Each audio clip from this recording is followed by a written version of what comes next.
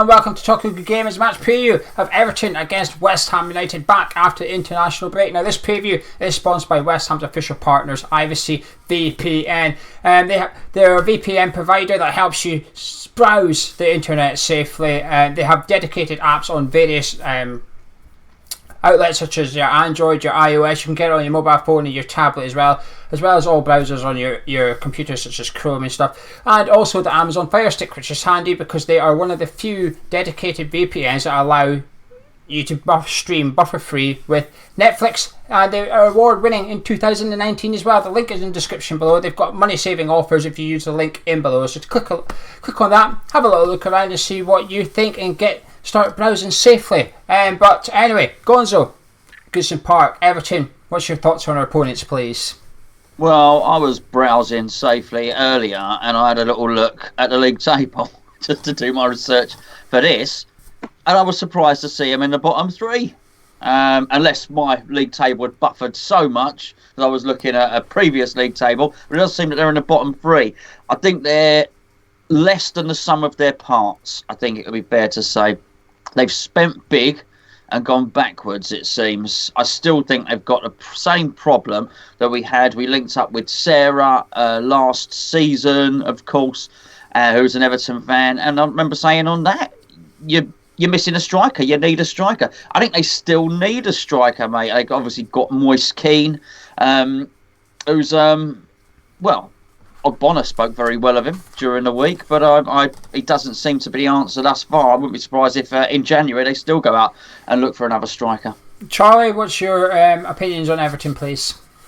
I think it's always difficult when you get in a striker that's that young and heap the pressure. We've seen a lot of things spoken about Rashford this season as well, and I think it's a similar problem in that they might not be old enough and ready enough to lead a line by themselves, and that's sort of what you get. They're a good team who have spent a hell of a lot of money to be better than they are.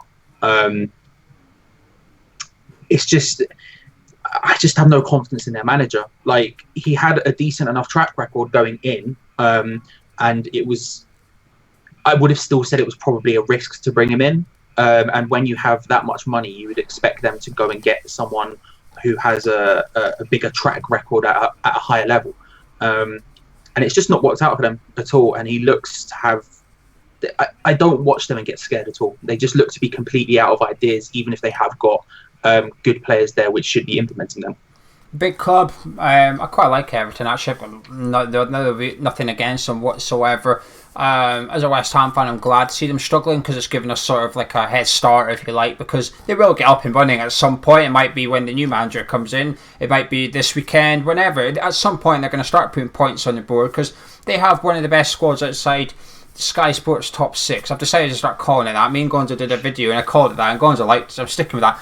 Outside of Sky Sports top 6, Everton have one of the best squads. They have one of the best first 11s. It's going to show eventually. So we've got a bit of a head start, and it's up to us to capitalise on that. But back at Everton, they've got some of the best players in their positions in the league. Which we'll come on to individual players as well, but they're severely underperforming. It must be so frustrating being an Everton fan when the billionaire guy comes in. You think, at last, finally, but actually they've not really progressed a bit. They've spent a load of money, and I think they've spent silly. I think actually, while the manager's going to be the one to get the sack, the guy in the boardroom, the technical director, director of football, whatever his official title is, I know they've got a new one in the summer, but he's not really doing his job either. So I do think sometimes they get away with it a little bit, and it's the manager that takes the on behalf of that, because it's poor planning off the pitch and it's poor planning on the pitch as well. They're both to blame. Gonzo, is it time for them to sack Marco Silva? And the rumours are that if he loses this weekend, he's gone, and a lot of Everton fans are saying it's a bit bittersweet if they get beat because it means the end of Marco Silva. Yeah, we've been there, haven't we? So we know that. But certainly under Sam Allardyce, there were times when you thought, is this going to be his last game? And it's hard. You never want your team to lose, of course. But I wouldn't be surprised if he pulls it out of the bag for this one. And I don't just think because they're playing West Ham, but when you want rid of a manager, they have a sort of nasty habit of getting a couple of results, which then gives them a stay of execution. And it's really a sticking plaster. Nothing actually gets solved. They just sort of hang around like a bad smell for longer than they're welcome. There's a good manager in there somewhere, but he just can't seem to manage to put it together, really. He was meant to be the next special one, wasn't he, in terms of, the next sort of Portuguese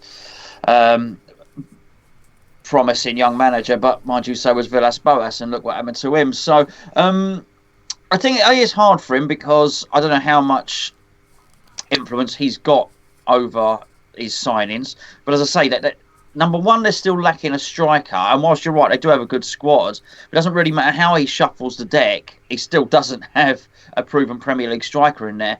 And it doesn't matter how many times they mix it all up. They still sold Idrissa Gueye in the summer, which is somebody that they probably need. Somebody to do the naughty stuff in the middle of the park to allow Gomez and the other more creative players to get ahead and do their stuff. They sold him.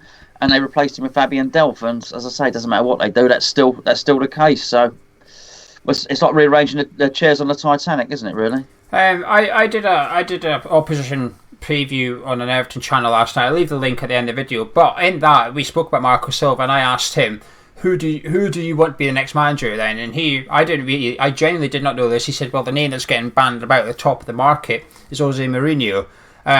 Charlie, would he be sort of like the most obvious choice, one that can take Everton to the next level? It's weird because I was having a conversation with someone else, not an Everton fan, an Arsenal fan, literally 2 days ago, and I said to him, "Who do you think will take over Everton?" He went, "Oh, Jose Mourinho." It's obvious just because he sort of has that allure of like top six about him, even though he hasn't proved he can convincingly do that with anyone who shouldn't already be in the top six for a long time. He sort of has that sort of vibe about him as someone who could come in and at least will drag 1-0 wins out of people if he needs it, sort of thing. If I'm them, I wouldn't go for it because A, he's not exactly a long-term manager wherever he's been ever.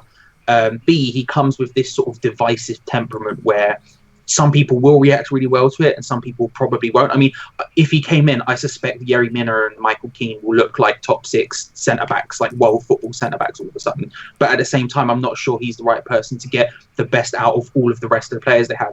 But then again, I don't know who that person is. It should be someone smart, but I don't think the guy who's running Everton at the moment is smart enough to actually find that person. Gonzo, you're nodding in agreement there when I said Jose Mourinho? Yeah, well, I just agree with what Charlie was saying there. Wise words, really. He is exactly divisive, just like Charlie said. I mean, but the thing is, he is better. Jose's stock has risen in recent months because Ole Gunnar Solskjaer is showing us quite how good Jose Mourinho was, really. So they would have a shout at top six if we've got Jose in, but it's not a long-term strategy, as Charlie alluded to there. It would be a couple of seasons, get him in and get him out before he upsets half the city, the blue half of the city, really. But it would stabilise him, certainly. He's happy. Sorry, he's happy when he goes in. When Jose's happy, it's great. He just turns miserable quite quickly. I think it's a no-brainer for them. I think maybe sometimes Jose needs to be sort of the big ego. And at Man United, he was out-egoed by Paul Pogba, if you like. It was almost like a 50-50 who was going to win, and Man United stuck by the brand of Paul Pogba rather than the manager. And I think at Everton, I don't think he'd have that issue. I think he would be the most important person at that football club. And one thing that's become obvious to me in the last few days for Everton, they just want instant success. They want it now. They're hungry for it now. They think they should have had it a few years ago. Their patience has run out. And Mourinho would do that. He would give them instant success. He would drag them into the top six, I think. He would tactically... I believe that West Ham and Leicester have a top manager. I think Everton have a good manager. I think they need to get a top manager. And if they get a top manager, they will start to join us in competing for the top six as well. Last question on Everton before we start to talk about West Ham. Charlie, who's your mayor from Everton, please? Alex Iwobi, I think, is really good. I'm saying that purely to annoy you. Yeah, no, Iwobi, I think, is really good. Richarlison is obviously a very, very capable player. I think there is a player in Keane, Moise Keane, as opposed to Michael Keane. I think there is a player in there. It's just a matter of when and how to grab that out of him. Because he looked brilliant before coming there. It's coming, it's not worked out. So there's something there. It's just about finding it. Silkerson is obviously an unreal creator. Even now, when he's significantly older than he was, he's still. all it takes is one great ball from him, and he can put someone through, be it Richarlison, be it whoever. It doesn't really matter, Walcott, if he's back. And all of a sudden they're bearing down on goal, because he does have that ability. And then obviously Digny is just too good at left back. That boy is just, I don't know. I just love him dearly. But yeah, they're the big names for me. Gonzo, what were you laughing at? What were you smirking at? He said Keane. So I was silly. It was silly. Just a little joke in my head about there being two Keanes. It's all right. Don't worry about it. I didn't do the joke. I didn't want to interrupt. The time has passed. Ask me about what players. What players do you admire from Everton, please? I don't know any of them, mate. Digny is very good. I think he could, even though he's only left back, I think he can cause us problems. He causes our players problems, particularly down that side. I also think Richarlison may well be a thorn in our side. I do think, particularly if he's pulling wide, you're going to get at us, and you're going to have to do it from wide areas. I do think in the middle, I can't stress that what a bad signing that was for him. I know he was, getting on in his career, 28, 29. We're talking about Idrissa Gueye. I know he was getting to Paris Saint-Germain. It's very hard to turn down those sort of offers, but I do feel it left something missing in a very important part of the team. And for all the making the signing of Gomez permanent, for bringing Delphin, I do think they're missing something there, and I think we may well have to better them in central midfield. So I think I would highlight for this game their wide players to cause us the problems. They did sign another centre midfielder. I don't know how you pronounce it. Charlie or Norder. Either way here, Gabin or something. GBIN or something. Middle teen, £20 million from the Bundesliga. But from what I've seen of him, which is very little, he's sort of an all-rounder midfielder. I don't think he's a defensive shield like Idrissa Gueye was, but I can only echo what you two have said for the best players to look out for. And it's not often we agree, everyone agrees with the players, but we are here. Lucas Digny is the best left back in the league by Robertson for me, and I think Richarlison, he's one of my favourite non-West Ham players. I remember when he went to Everton, I thought 50 million was good for him then. I was sort of on my own with that, but I like to think I've been proven right there a little bit. But they've got lots of talent. Bernard is somebody who's capable as well. Seamus Coleman's suspended, which is a bit of a shame because I think he's got the Leighton Baines factor about him. The last couple of times I've seen him, he's on the wrong side of 30 now, and he's on the decline. And I would have liked to have seen us go up against Coleman, but he's suspended for this one. He got sent off for Republic of Ireland as well, and he was rattled in that Republic of Ireland game. It was a harsh second yellow, but he didn't look good at all. So there's an opportunity there for us. They're not at full strength. But West Ham, good news for us in team news. Declan Rice is okay after sort of having to sit on the bench for England on Monday night. He's fine now. He's okay. Apart from, unless you've seen a Betway prank video, I don't know if he's maybe not liking traffic wardens at the minute, but that's a good video. If you've not seen it, head over to Gonzo. Hasn't seen it because he's got absolutely no expression whatsoever.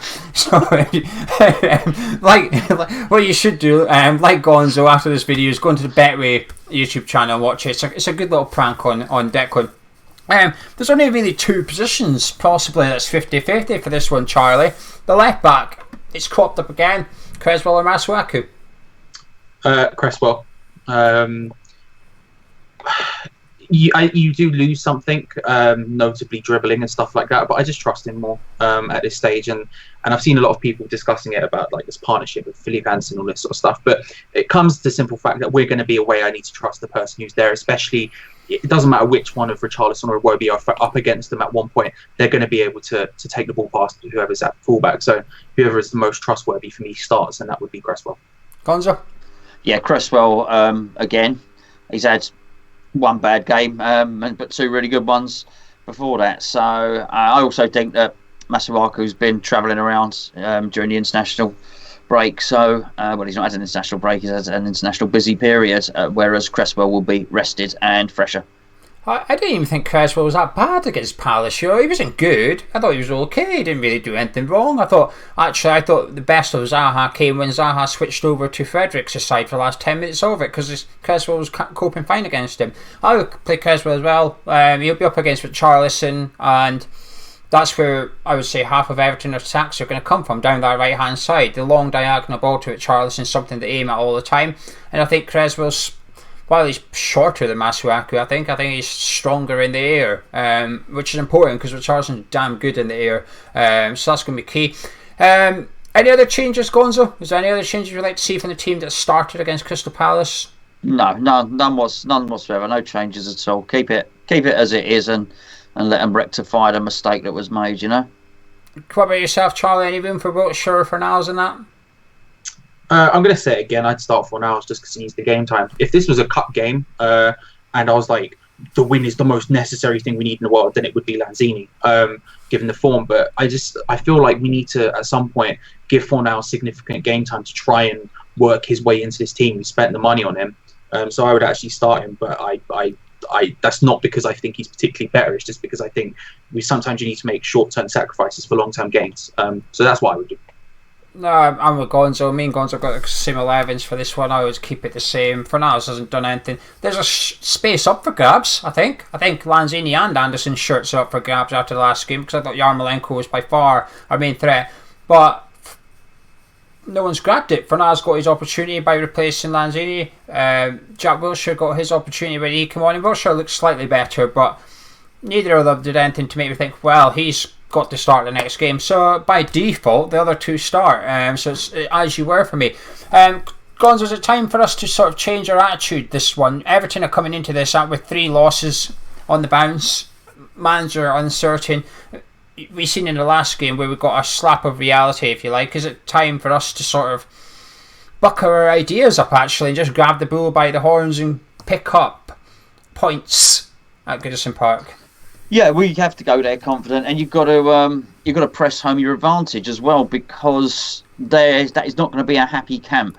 The players are going to be whispering that the manager might be going. The players will be having a conversation similar to the one we just had. They'll all be sat there thinking, do we want Jose Mourinho to come in and having a chat on, or shall I get on with him? But he would make us better defensively. The players will have those conversations. They're not impervious to the same sort of rumours that we hear.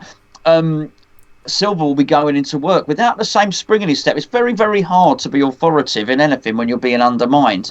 And he will be undermined. He's got the sword of Damocles hanging over his neck. And again, it's not just that. It's very hard to work under pressure when you know you're being watched and you just know the slightest mistake is going to be scrutinised and it could see you out. And all of that cauldron of negativity and doubt all goes to just almost make it absolutely right for us to go in there and score an early goal. Make the stadium quiet. Make the manager doubt himself. Make the manager be looking up into the stands where the chairman's looking down at him. Make the players on the bench be annoyed because they're on the bench because they think they should be in the first team. You've got to sow the seeds. You've got to let that bad feeling fester, and we have got to press home our advantage in that. Charlie, do you agree? Always sow the seeds. Yeah, I'm concerned my concern with this one is how Silva sets up. Because if he sets up and is really defensive and it's like, right, we are going to grind out a result here. If it kills us, we are grinding this out. Be it 1-0, 0-0, it doesn't matter. Then I don't think we'll get anything. I don't trust us against teams that sit deep, any way, shape or form. And actually, if he's smart, he would probably do that. But at home, in a situation where the crowd aren't very happy at the moment and are starting to look for change and are getting very antsy, like you say, they want success. I don't think he can afford to do that. I think he will step up and go for us because of that. And I think that only plays into our hands on the counter attack when we're not trying to break a team down. I have full confidence in us, and I think unfortunately their situation will play directly into our hands. And I think if there's a team, if it's that old sort of cliche, and if there's a team you want to play in the league right now, it's probably Everton would be very high on that list. Yes, it's just a perfect opposition for us. It's a perfect scenario. I'd rather play them at Goodison than the London Stadium this weekend, actually, because them fans will become our fans if we start winning. They'll start booing. They'll start singing, "You're getting sacked in the morning," because their fans want him out now. It's one thing being on a bad run of form. Pellegrini went on a bad run of form. And to an extent, he's gone on a boring run of form last season. But the results were okay, but the performances were a bit boring at times. You're a bit, But nobody ever turned on him because we all had faith in him, we all supported him. But Silva's lost that. He's lost that with Everton Park. So everything he does is magnified. He could come out of that game with a win, and the fans will still pick out negatives with the win. They'll say, "Yeah, but this player was rubbish, that player was rubbish, his substitution was rubbish, because they just don't want him there anymore. It's like a bad smell, and they're almost just waiting for him to leave. And when you get to that point, and the fans are probably the last people to turn, the dressing room probably turns before the fan base does. It's just difficult.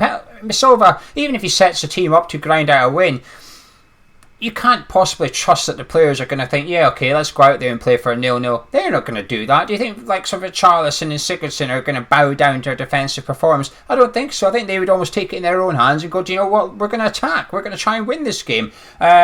It's perfect for West Ham, but we have to step up now. We really do. I'll be disappointed if we don't win on Saturday.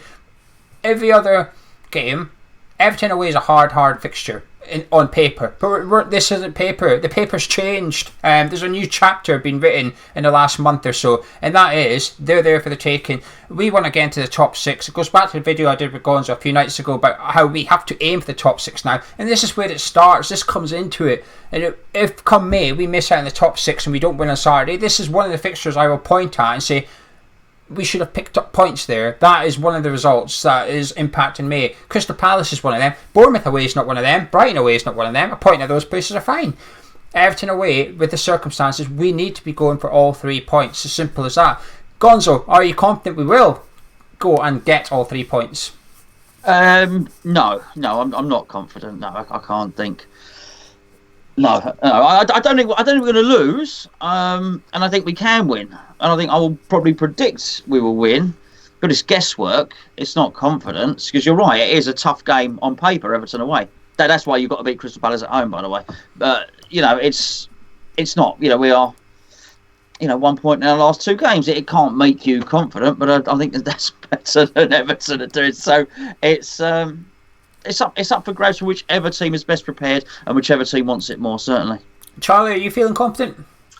I am, weirdly. When you asked if I was available to come on tonight, I started to think about the match. And if you'd asked me an hour before that, I would have gone, no, not at all. Whereas for now, for some reason, I'm just feeling it. They're not scary in any way, shape or form. They've got some good players, but none of them are particularly performing that well. As we've all just said, I think the situation for us to go in and get something is actually kind of perfect.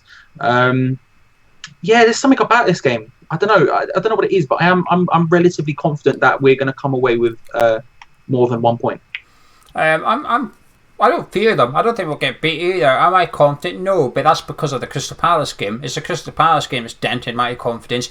Gonzo said we've got 1 point from the last 2. Well, the last 3 we've got 1 point and went out the cup to a League One side. So it's difficult to be feeling it. But I think we'll see a game very reminiscent of the Bournemouth game. I think we'll see 2 teams setting up attacking football. I think it'll be a really good game for the neutral to tune in and watch. I think there'll be goals. I think there'll be cars. There'll be corners. There'll be tackles. I think they'll have everything this match. And it's going to... Palace game we got beat tactically. The Bournemouth game we drew because both teams were just good and both teams took chances and missed chances. So it'll be interesting to see what Saturday holds. I don't fear Everton, but I think they'll score.